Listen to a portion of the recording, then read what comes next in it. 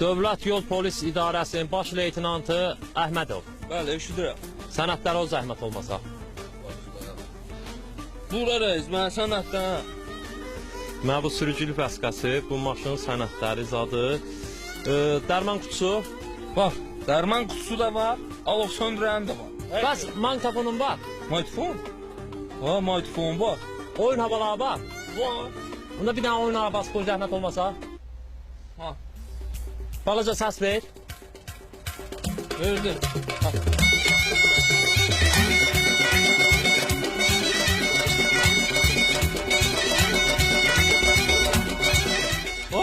Həm nə qarsan?